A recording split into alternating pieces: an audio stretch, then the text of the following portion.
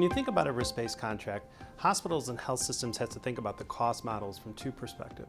First, the medical spend and what's driving the medical spend. The payers are going to be interested in understanding how to reduce that medical spend over time. The hospital in particular is going to want to know how they can start to put in place processes to really influence the outcome of that medical spend. The second one is really the true cost that goes into the interventions or the processes contributing to the reduction of that medical spend. So looking at the cost model, both the medical spend and the accounting components that go into driving the processes, taken together really is what creates this enterprise model and truly makes it actionable for the hospitals and health systems.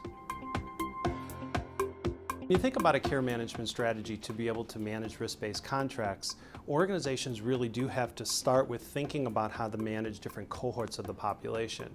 For years, organizations have really focused on managing the high-risk population. That does drive a certain level of outcome and a certain level of value for the contract. But really the rising risk population is something that you really want to start to look at and put in interventions so then you can begin to track that over time. Organizations that start to understand who goes into this rising risk population and can start to put in proactive interventions, start to see certain levels of outcome, you can begin to proactively manage the population and achieving those levels of outcomes under the risk contract.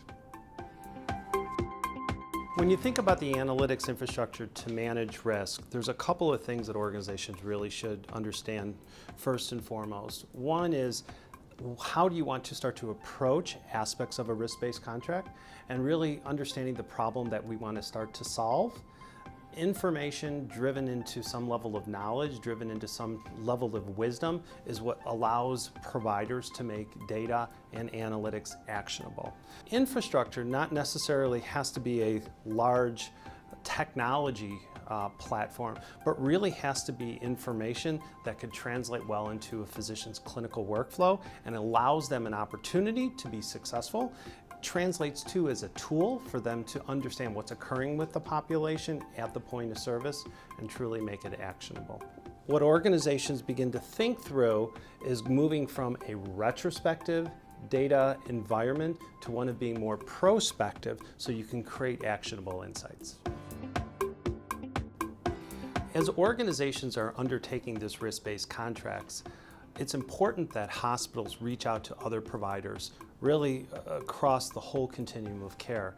It's not just about managing the cost or the patients when they're in the hospital, but really understanding how the care can be influenced when they transition from the hospital to the post-acute environment, back to the ambulatory environment. So it becomes particularly important for hospitals to have those really good relationships, but also to put in place processes that helps to influence the outcome of those patients, and then to begin to track it.